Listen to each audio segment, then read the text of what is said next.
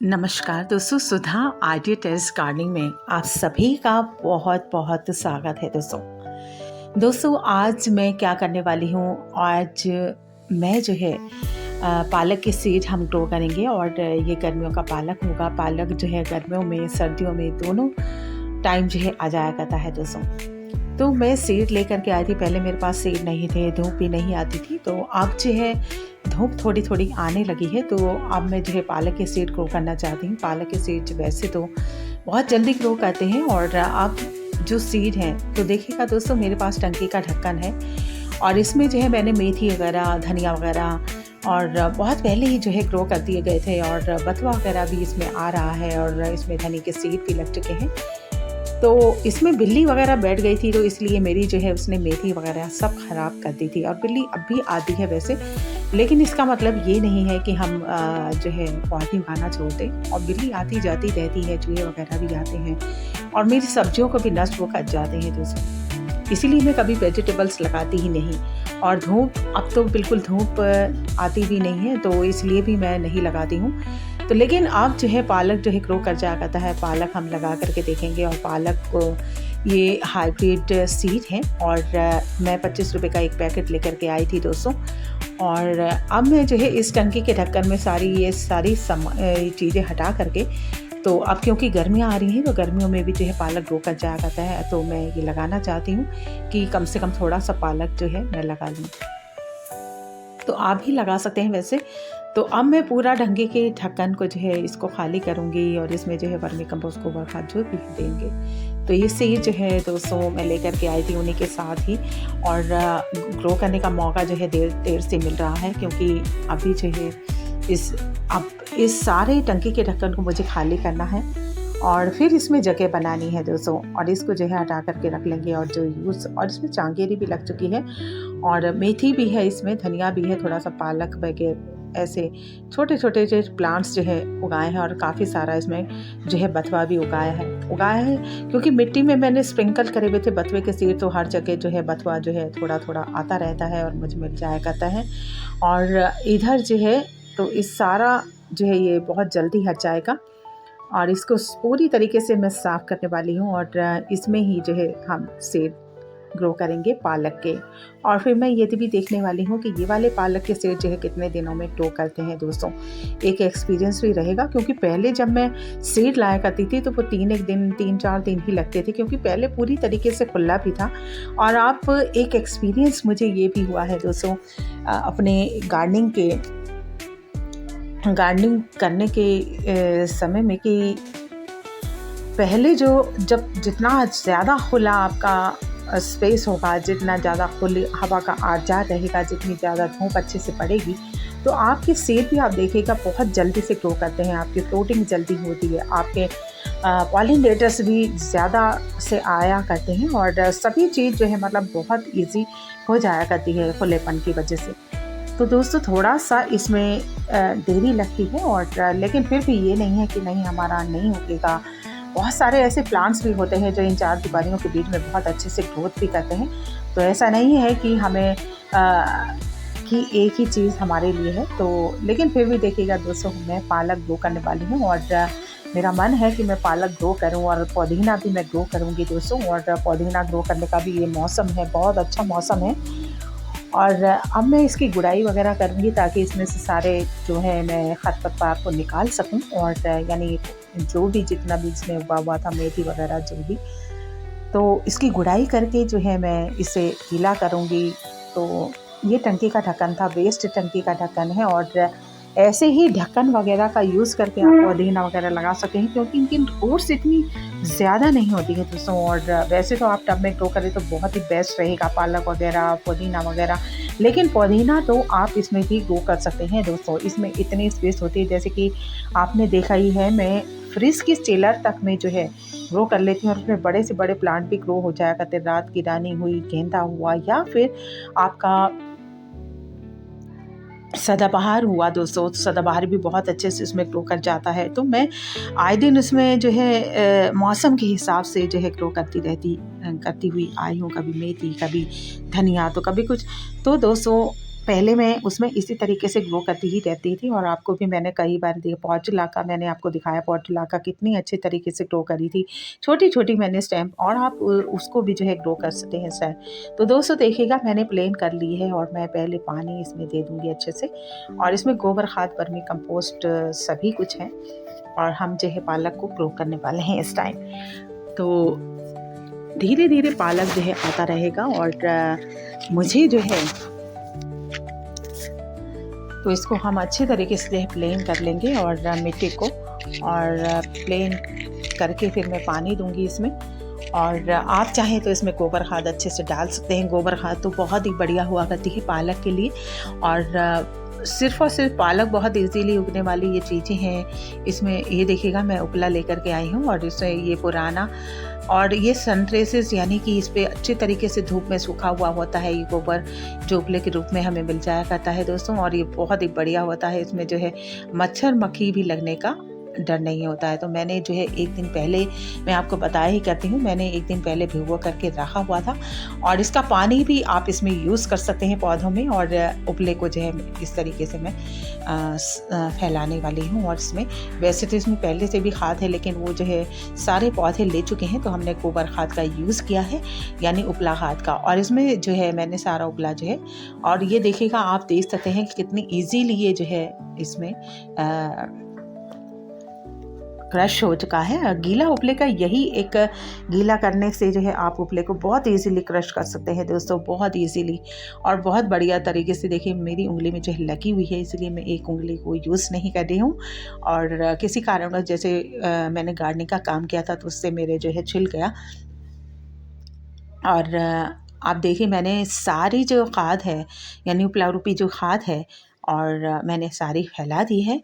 और इसमें मैं छोटे छोटे से होल करने वाली हूँ, और 3-3, 2-2, 3-3, 4-4 के लगभग मैं जो है सीड ग्रो करूँगी एक साथ जोड़े जोड़े के साथ। तो उससे क्या होता है दोस्तों, उससे जो है आपका भर करके जो है पालक आया करता है, और बढ़िया तरीके से पालक आता है आपका। मैं पहले उगाया करती थी, बहुत इसीलिए उग जाया करता था, बहुत ही जैसे पेन वगैरह में उगाती थी। और देखिएगा इस तरीके से आप भी कर सकते हैं दोस्तों। इसमें जो है होल कर सकते हैं, और ज़्यादा गहरे ना करें, और इसमें ज़्यादा गहराई है भी नहीं, और आधा इंची की गहराई पर जो है मैंने जो है इस तरीके से उंगली की सहायता से इसमें जो है गड्ढे गड्ढे कर लिए हैं। आप इसी तरीके से कर सकते हैं। और इसमें, और ये देखिएगा हमने, और अब मैं पानी देने वाली हूँ। वैसे पानी मैं पहले ही दे चुकी हूँ, और पानी पूरी तरीके से इसको जो है पानी से फिल कर लेंगे, जिससे कि बाद में जो है सीड इधर उधर ना हो सके दोस्तों। तो पहले आप पानी दे दीजिए, और फिर उसमें गड्ढे कीजिएगा। और तो ये देखिएगा अब फिर से जो है मैं इसको, अब इसमें मैं जो दोबारा से मैं जो है गड्ढे करूँगी, क्योंकि मैं पानी देना पहले भूल गई थी, और अब मैं गड्ढे कर रही हूँ इसमें। और इस तरीके से आप भी कर सकते, बहुत इजीली। देखिएगा आधा इंच के गड्ढे कर लीजिए, जैसे मैं कर रही हूँ वैसे आप कर सकते हैं। वैसे तो पालक बहुत से गार्डनर्स ने बहुत लगाया है, और बहुत पाया भी है दोस्तों।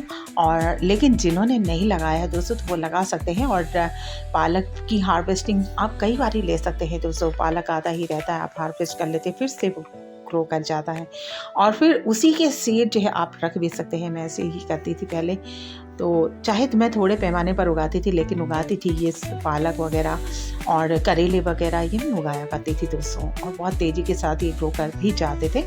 और पहले बहुत खुली टेरेस थी, और हवा का आर-जार बहुत अच्छा था, तो बहुत जल्दी सीड ग्रो करते थे। अब जो है हम हाइब्रिड के जो है, मैंने देखिएगा आप भी इसी तरीके से कर सकते हैं। ये टंकी का वेस्ट ढक्कन है, और मैं इस तरीके से इसका यूज़ कर रही हूँ। आप देख सकते हैं ये हाइब्रिड सीड हैं पालक के। और अब मैं देखने वाली हूँ ये कितने दिन में ग्रो कर पाते हैं।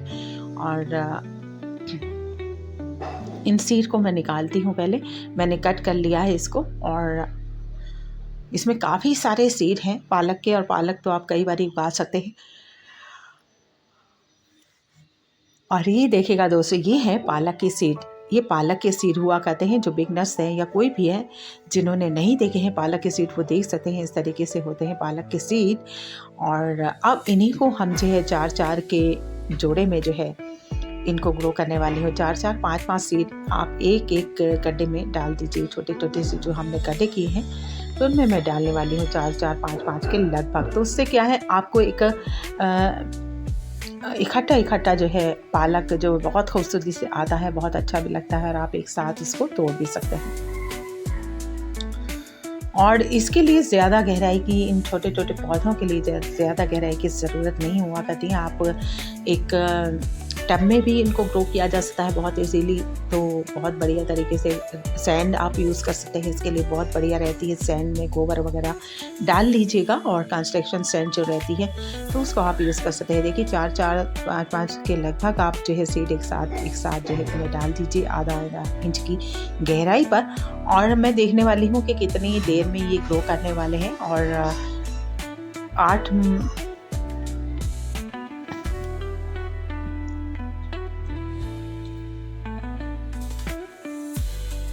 तो आप भी इसी तरीके से 4-4, 5-5 के लगभग जो है एक साथ सीड डालिए तो बहुत बढ़िया तरीके से जो है पालक आया करता है। एक सीड डालेंगे तो भी आ जाता है, लेकिन 4-4, 5-5 के लगभग डालेंगे तो इकट्ठा होकर के बहुत ही बढ़िया तरीके से जो है हमारा पालक ग्रो करेगा। दोस्तों आप इस तरीके से ग्रो करके देख सकते हैं जैसे कि मैं कर रही हूँ।